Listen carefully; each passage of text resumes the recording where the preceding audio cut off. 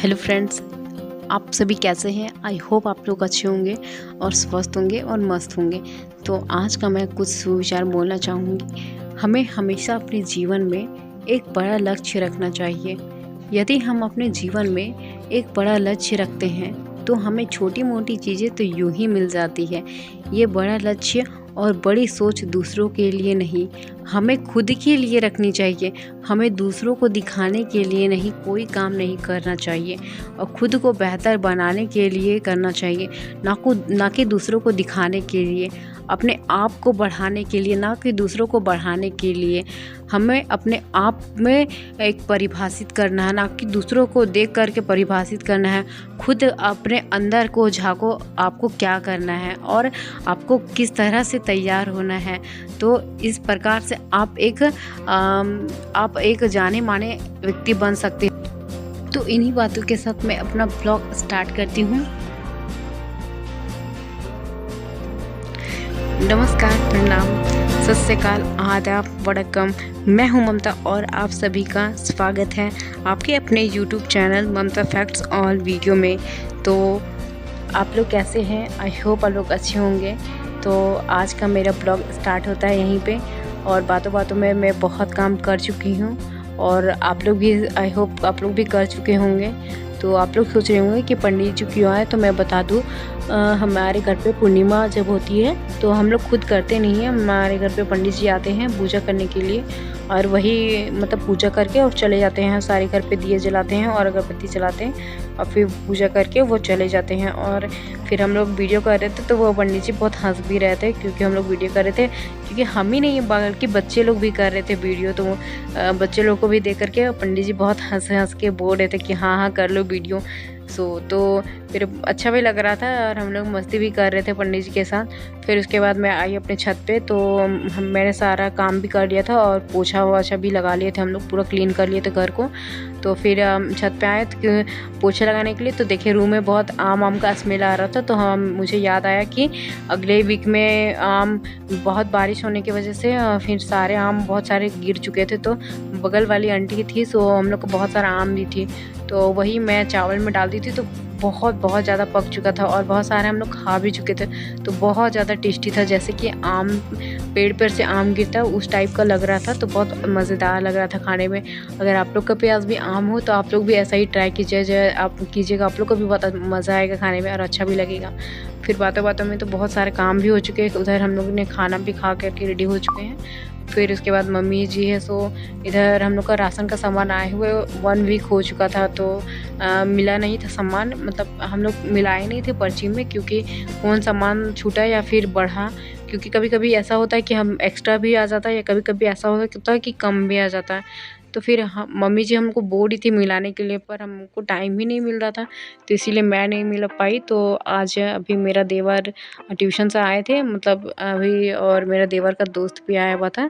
तो दोनों को ही है, सो वो पर्ची मिला रहे थे, क्योंकि जो एक हम लोग पर्ची बना देते सो और एक राशन तरफ से आता है, तो दोनों को एक मिला करके देखना पड़ता है। तो मम्मी जी इधर सारा सामान निकाल करके बाहर कर दी और हम लोग का एक महीने का आता है एक ही बार राशन।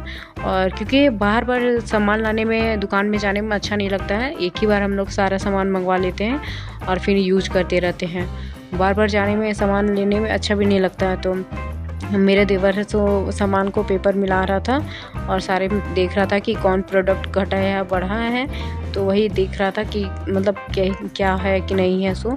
और मम्मी जी लोग बता रही थी और फिर मेरा और बहुत सारा मैं भी अपना सामान मंगवाई थी। तो फिर इन लोग पूछ रहे थे कि तुम्हारा क्या सामान है, तो फिर मैं बताई। तो और बहुत सारे सामान मैं, क्योंकि 1 वीक हो चुका था सामान आए हुए, तो बहुत सारा सामान को यूज़ भी कर लिए फिर निकाल के। तो फिर वही मैं बता रही थी कि ये मैं सामान निकाली हूँ। तो फिर ये दोनों बच्चे लग चुके हैं सामान, इसकी नानी के साथ और एक दादी के साथ मिल करके सामान को एक जगह करने में। तो फिर मम्मी जी इधर सारा सामान बच्चों के साथ रख लिए। उसके बाद मेरा मम्मी जी बोली कि अब तुम्हारा बारी है इतना सारा सामान रखने का। तो दाल और बेसन, ये सब, 3 दाल और सब जितना था, और हल्दी वल्दी, तो ये मेरा काम था रखने का। तो मैं सारा काम अपना फिनिश कर ली। पोछा ओछा तो हो चुका था और खाना भी कंप्लीट हो गया था। और उसके बाद मैं कपड़ा धोने लगी तो मैंने देखा कि बहुत बारिश हो रही थी और मैं कपड़ा धोते धोते बारिश इतनी ज़ोरों की आ गई कि मुझे अंदर उठ करके जाना पड़ा। फिर भी क्योंकि हम तो गीले हो चुके थे, तो अगर हम गीले रहते तो वैसे भी तबीयत ख़राब हो जाता, और फिर अगर हम बारिश में भीग करते तो भी तबीयत ख़राब होता। तो दोनों तो करना ही था। तो इसीलिए मुझे सही लगा कि मैं बारिश में भीग करके कपड़ा धोऊँ, क्योंकि बहुत दिन हो गए थे बारिश में भीगे हुए। तो मैं बारिश में भीग करके और मैं कपड़ा तो इधर साफ़ कर रही थी, क्योंकि बहुत सारे काफ़ी कपड़े हो चुके थे और हम लोग कहीं आना जाना भी किए थे, तो उसके वजह से बहुत सारे कपड़े हो गए थे। क्योंकि हमारे गाँव पे पार्टी वार्टी था, तो बहुत सारे लोग पहन करके खोल करके रख दिए थे। और फिर मेरा सारा पोछा लगाया हुआ भी बर्बाद हो गया। जिस दिन हम सारा घर का पोछा लगाए उसी दिन इतना बारिश आ गया कि मेरा सारा तहस नहस हो गया, पूरा कीचड़ ही कीचड़ हो गया और बहुत ज़ोरों की बारिश भी आने लगी। तो मम्मी जी बोल रही थी कि बारिश में मत धो कपड़ा, पर मुझे लगा कि ऐसे भी भीगना है और वैसे भी भीगना है, तो क्यों ना इसे कपड़ा धो करके और नहा करके रेडी हो जाऊँ, तब तो फ्रेश फील होगा। तो इसीलिए मैं पानी इधर बारिश हो ही रहा था और मैं कपड़ा इधर फ्रेश कर रही थी। और उसके बाद ठंडा बहुत काफ़ी ज़्यादा ठंडा लग रहा था, क्योंकि हवा भी चल रहा था, थोड़ी थोड़ी धूप भी हुई थी, हवा भी चल रही थी और बारिश भी हो रही थी। तो सारे के घर में और इतना हवा के चलते सारे जितने सारे आम बचे हुए थे वो भी आम सब टूट के गिर चुके थे। और इस बार बारिश ऐसा नहीं लगा कि गर्मी है, गर्मी थोड़े दिन लगा कि गर्मी है और बाकी दिन लगा कि ऐसा कि मतलब बरसात का ही टाइम है। तो मैं भीग रही थी और बहुत अंदर ठंडा भी लग रहा था कि भीगने की वजह से।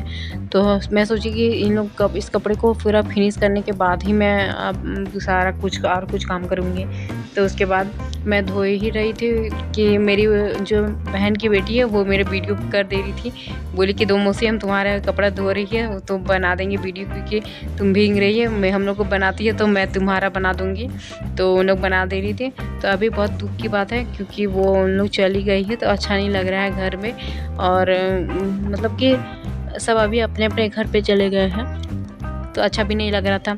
और फिर बातों बातों में मेरा सारा कपड़ा भी फ्रेश हो गया था और उसके बाद मेरा सारा कपड़ा फिनिश हो गया था। उसके बाद नहा वहाँ के हम लोग रेडी हो चुके थे। फिर हमारे घर पे उसी दिन हम लोग के घर पे आया एक नया मेहमान जो मेरा भैगना है, और ये इसका 2 दिन हो चुका था और 2 दिन हो चुका था। तो ये है न्यू बच्चा, पूरा एकदम न्यू बच्चा है और आया था और मेरा भैगना था। और इसका मेरी जो दादी सास है वो पकड़ी हुई थी और यहाँ इधर ही मेरी भैगनी थी, तो इधर मम्मी लोग को कपड़ा दे रही थी। और सारे हॉस्पिटल के आने के बाद इतने सारे कपड़े हो चुके थे। और इधर मेरी बड़ी मम्मी है, सो आने के बाद मतलब नाव को काटना पड़ता है नाखून को, क्योंकि आने के बाद जो होता है ना सबको माना जाता है कि छूतका होता है। तो इधर बड़ी मम्मी है सो नाखून को काट रही थी और इधर दादी है सो बच्चे को मतलब इसको खेलने के लिए खिला रही थी, मतलब अपने गोदी में खिला रही थी, मतलब खेल रही थी खुद पे। और बाबू भी रो नहीं रहा था, दादी के पास मज़े ले करके खेल रहा था।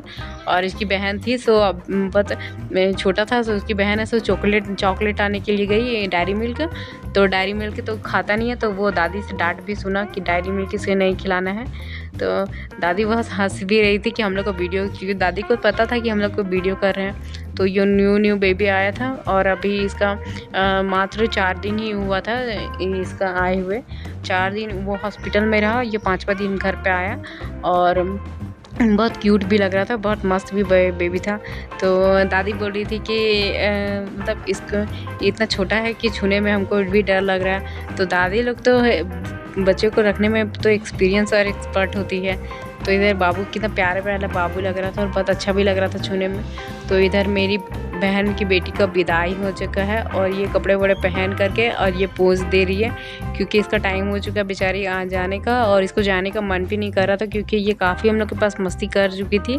तो एक अंकल आए उसे लेने के लिए और ये जा रही थी, तो बाय बाय कर रही थी, क्योंकि बोल रही थी मौसी मेरा वीडियो बनाओ, और हम बाय बाय कर रहे हैं। तो ये जा रही थी, इसको जाने में अच्छा भी नहीं लग रहा था, पर एक होता है ना घर जाने का एक्साइटमेंट, तो अच्छा भी लग रहा था। तो अगर मेरा वीडियो ज़रा सा भी अच्छा लगे तो लाइक